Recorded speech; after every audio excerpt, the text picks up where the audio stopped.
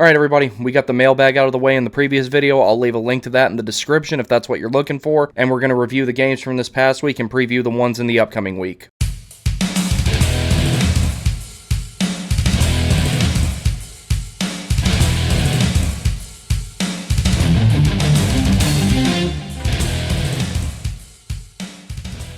Hey everybody, so like I said, I'm trying a new format here with the whole game review thing. I wanted to do something a little bit more dynamic, a little bit more visually friendly and everything like that. So I'm going to try this out. Let me know in the comment section what you think, any suggestions you might have on how I change, or if you would want me to go back to the old way of doing it, but I'm looking to do something that can visualize what I'm talking about a little bit better as far as stats go, talking about how the game was going at a particular point and all that type of stuff. So let me know what you think. So we're going to start off when they played Colorado this past Saturday. 6-4 indicates that this was somewhat of a close game. I don't really feel like 6-4 justifies how much more dominant in this game Colorado was. Brett Pesce was a late scratch with a lower body injury, to which we later found out he had surgery for it and he's going to be out 2 to 4 weeks. And apparently it's going to be closer to the 4-week range. Kochetkov started this one for the Hurricanes up against a red-hot Alexander Grigoriev, who was coming into this game 4-0. With Pesce out, we saw some more changes to the defensive pairings. Chatfield was with Shea. The Orlov and D'Angelo pair was still together, but I think that experiment is officially over. And, of course, the usual top pair anchoring the whole thing was Slavin and Burns.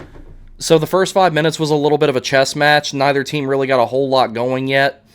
Jalen Chatfield takes a boarding penalty against Nathan MacKinnon, and the Hurricanes PK looked a little bit better, but it still wasn't right back to where we're used to it being. However, they did come through and they managed to kill that penalty off. They only let the Avs generate 2 or 3 chances. We saw Jack Drury draw into the penalty kill with Aho being out and everything, and he did a pretty solid job. They managed to kill off that first penalty. 14:07 of the first period, Nathan MacKinnon takes a cross-checking penalty against Jesper Fast. On the ensuing power play, the Hurricanes actually started off really strong, generated some high-danger chances. Jesperi Kotkaniemi made a beautiful pop-out play and scored off of a feed from Steph Nason and Jack Drury. And with Jack Drury scoring, every single player on the Hurricanes at this point now has a point, except for Callahan Burke, who was called up for just this game and sent back down afterwards. Up for this game since he was playing with the Colorado Eagles. And he was only an hour down the street, so they called him in so that way the Hurricanes could run 12-6 with Aho and Pesce being out. Later that period, Jordan Martinook took a slashing penalty on Nathan MacKinnon. I thought it was kind of a weak call personally, but they called it nonetheless. On the ensuing power play, Ryan Johansson scores. And the way that this went off of his foot, it was looked at by the league, a league-initiated review, not one initiated by the Hurricanes for a kicking motion. Brind'Amour rightly chose not to challenge because I don't think he would have won that one. It looked more like a deflection off the foot than an actual distinct kicking motion, which is still a pretty murky definition and needs to have some clearing up done to it, but the league sat on it for this long. I don't think they're ever going to change it.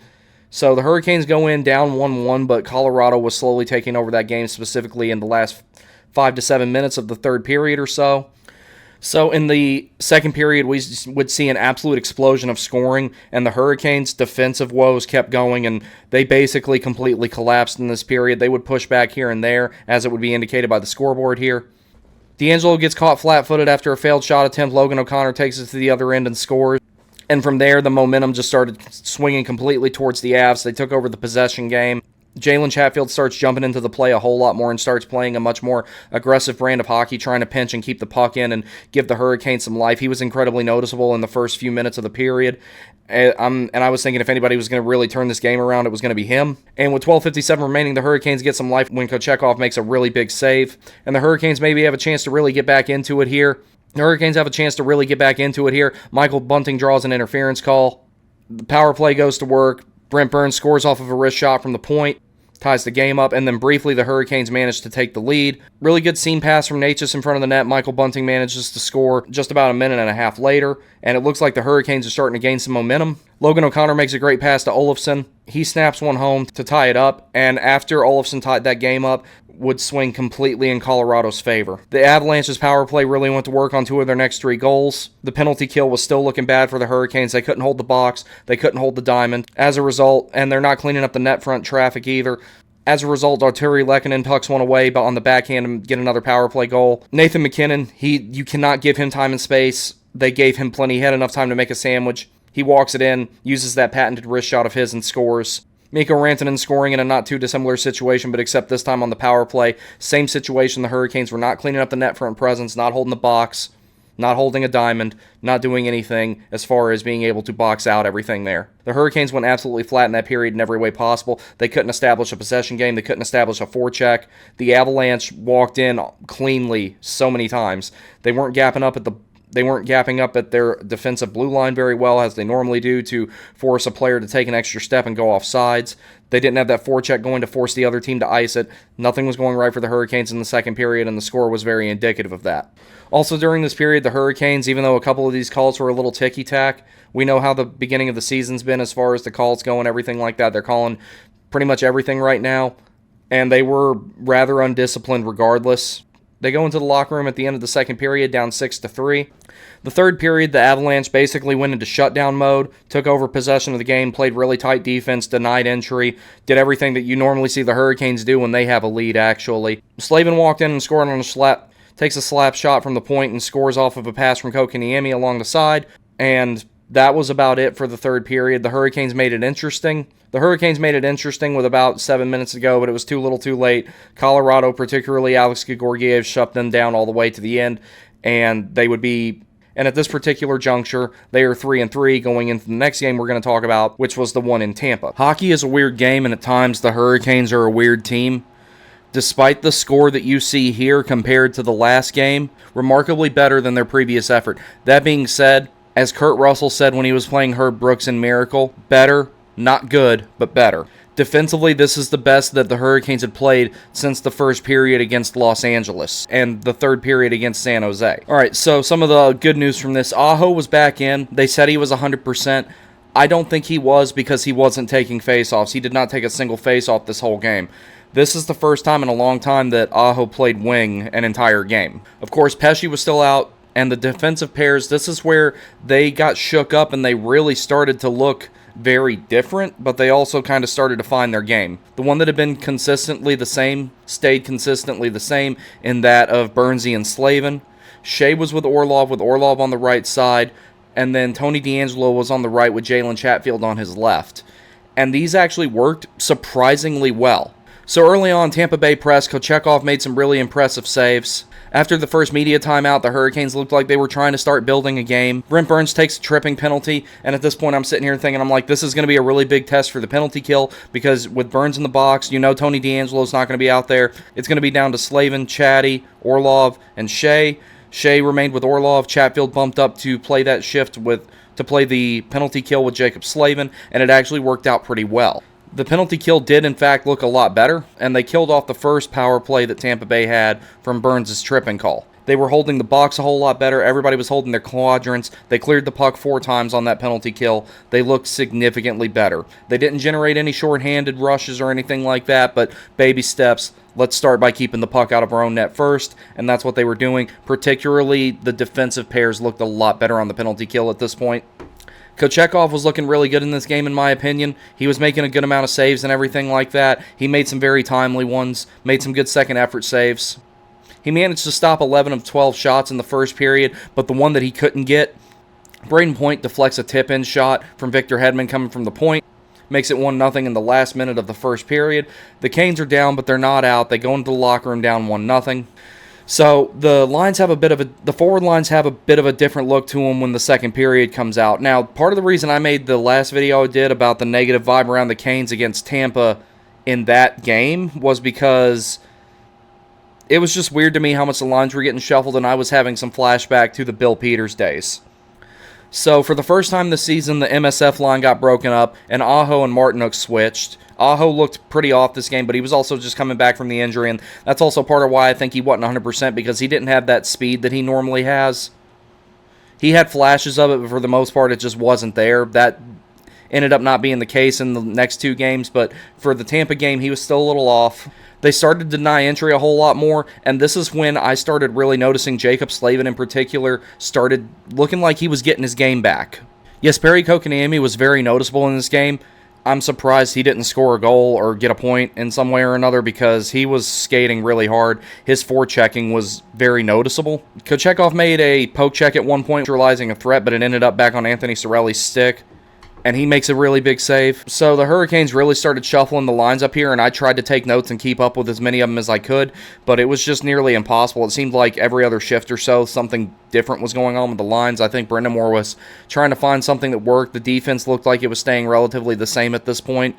I don't remember at any point seeing the Orlov and D'Angelo pair back together during this game, and I don't think that we've seen it since or that we're going to see it again. Mikhail Sergachev got called for hooking against Seth Jarvis. This was a chance for the Hurricanes to really get back into it. Although the Hurricanes were starting to build a game and establish some dominance in the offensive zone and get the forecheck going, and it seemed like they were kind of getting to their identity, that was pretty short-lived. Another tip-in goal, this time by Alex Barry-Bollet, assisted by Taylor Radish and Braden Point. So Braden Point again haunting the Hurricanes.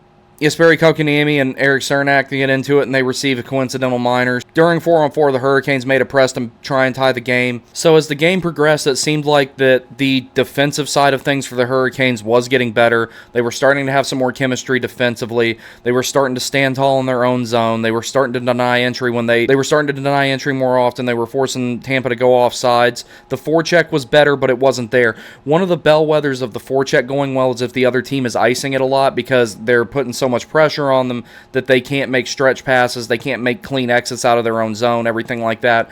That was starting to happen a little bit more, but for the most part, that wasn't happening a whole lot in this game. But from the red line on back to their goal line, the Hurricanes were definitely seeing an improvement. And like I said, I'd already seen that Slavin's defensive game was getting back to what we're used to. And by the third period, I felt like I was recognizing it entirely. So the third period is where I felt like the Hurricanes were really starting to generate a ton of high-danger chances, especially 5-on-5. Brendan Lemieux gets called for tripping against Mikey Asamont, and they actually had a really good penalty kill after this. This has been the best one of the game so far that they had.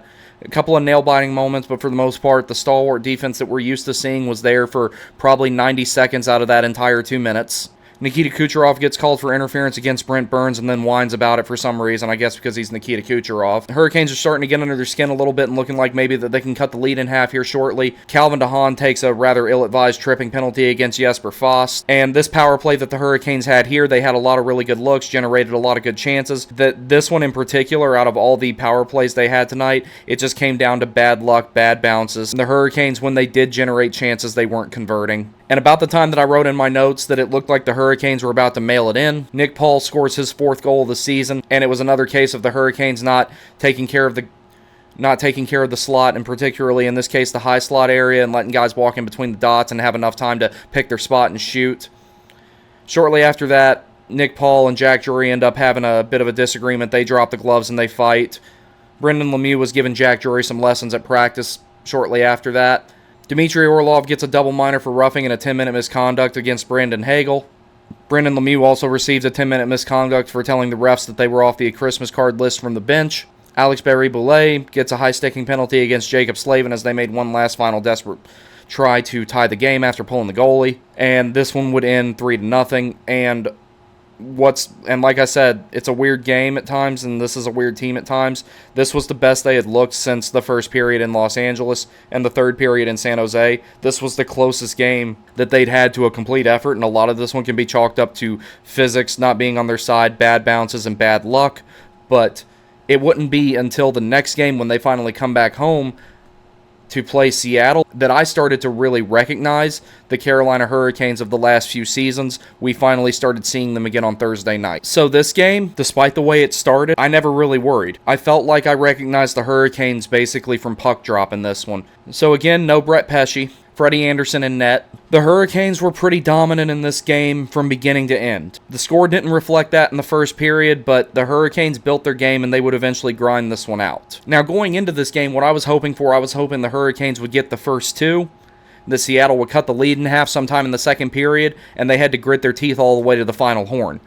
And then they would remember how they play and who they are, basically have an identity game. Essentially, they did that more so with the type of win that they got here. They had to earn this one. Joey Decord was in net again for Seattle, had a really good showing against the Hurricanes. He had a really good showing against the Hurricanes in Seattle's 7-4 victory last week, so smart on them to put him back in. Dave Hextall made a good decision there. Oliver Bjorkstrand has always been kind of someone who haunts the Hurricanes, but after having a lot of offensive zone pressure, he comes through on transition, gains entry. He kind of hits the brakes on Burns. He pulls up, gives himself a little bit of time and space, takes a quick snapshot, and puts it past and puts it past Freddie Anderson glove side, but still, no panicking. The Hurricanes are playing their game. Even if they had ended up losing this game, I was already getting better vibes from this one than I'd had from anything that they had done for the last several games. The Hurricanes continued forechecking really hard. They were denying entry in a lot of cases. Seattle did not generate a whole lot of high-danger chances throughout this entire game, and when they did, Freddie Anderson stood tall and the defense looked good.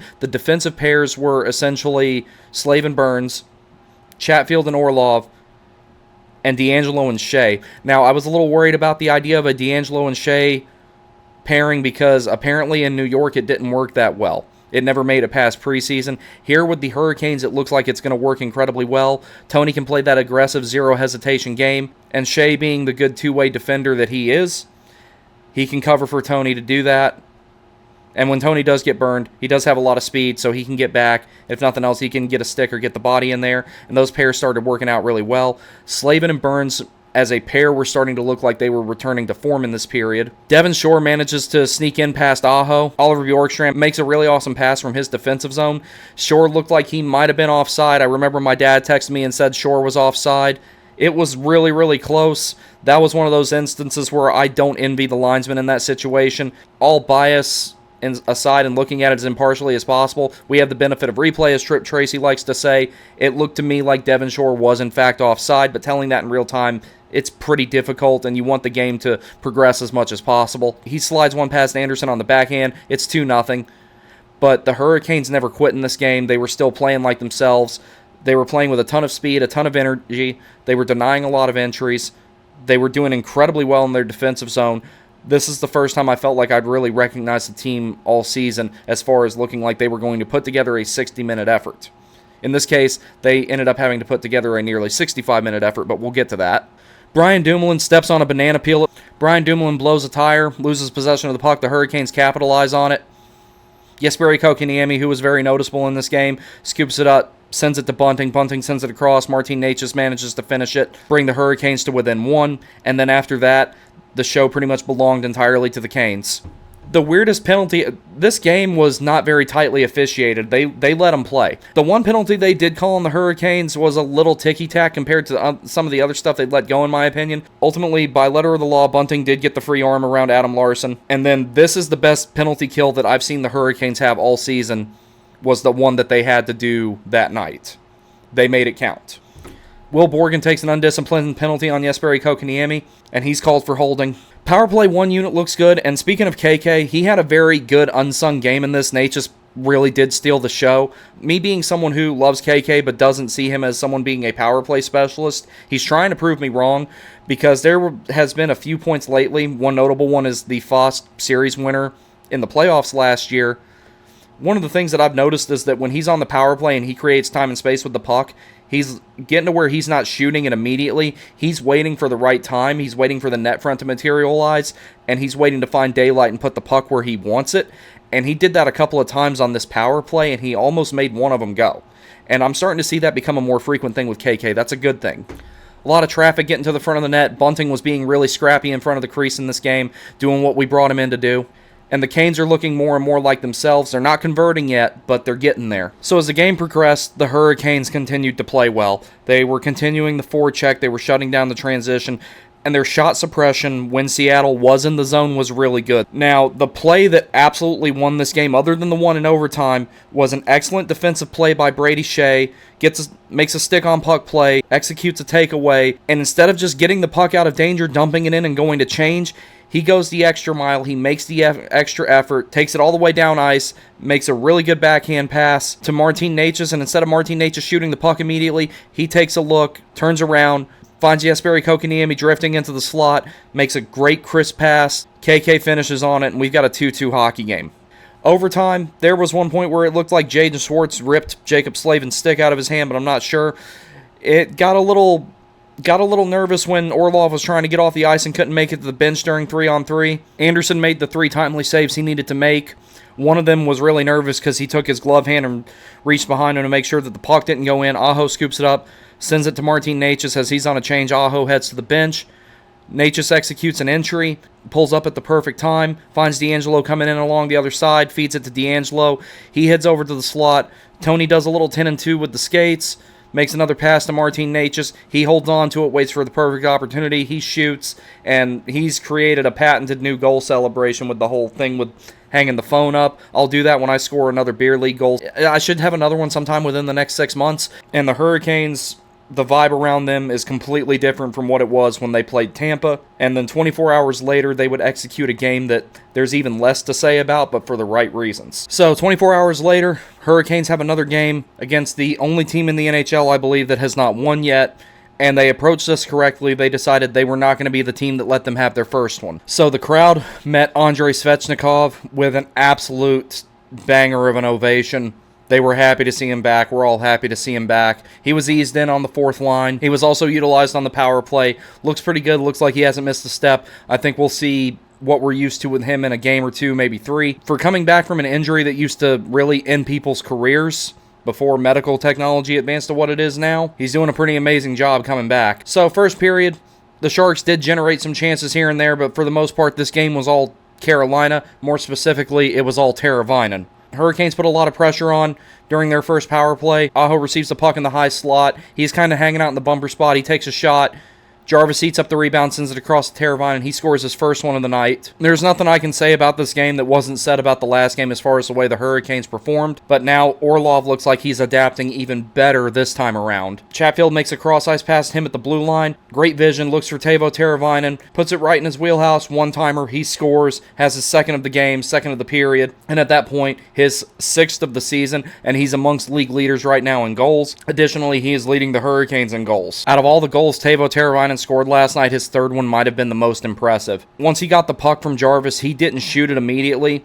He waited him out. He looked like he was getting ready to wind up and go into the follow-through. Made Kakinen commit to it. Made him open up, then the rest of the net open up to him. He sent it home, and that was that. Hats go flying. Teuvo Teravainen completes the hat trick, and the Hurricanes finish off a good defensive effort to get Antti Raanta the shutout. And your final in that one is Teuvo Teravainen 3, San Jose 0. The Hurricanes controlled this game pretty much from beginning to end. Raanta only had to make 20 saves, but he was timely when called upon. The Hurricanes were dominant in every single category here, minus faceoffs. But as far as possession goes, as far as high danger chances, shots on goal, shot attempts, you name it, the Hurricanes pretty much owned the entirety of this game. It was very much of an extension of their effort from the previous game, and every positive that they had built in Tampa was evident in both of these games.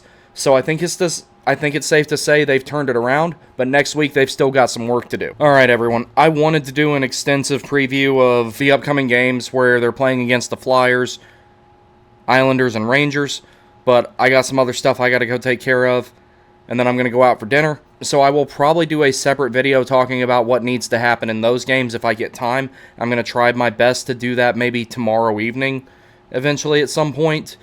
And I'll title that differently. That won't be part of the weekly show. So this will be the end of the weekly show. Thank you all very much. I hope you've enjoyed this. And I'm going to keep working on the formatting that I'm doing now to make it look a whole lot better and everything like that. This was just kind of a trial run for that. Let me know what you think in the comments. If you enjoyed this, please like, subscribe, comment, all that good stuff. Please consider donating to my Buy Me a Coffee. Thank you very much. Y'all take care, and I'll see you next time.